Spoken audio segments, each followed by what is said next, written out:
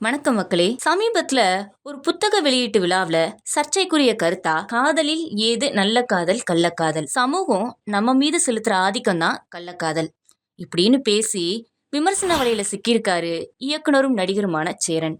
கதாநாயகனா autograph மூலமா அவதாரம் எடுத்து தவமாய் தவமிருந்து மூலமா ஹீரோனா இப்படிதான் இருக்கணும் அப்படிங்கிற பில்டப்ப உடைச்சிருப்பாரு.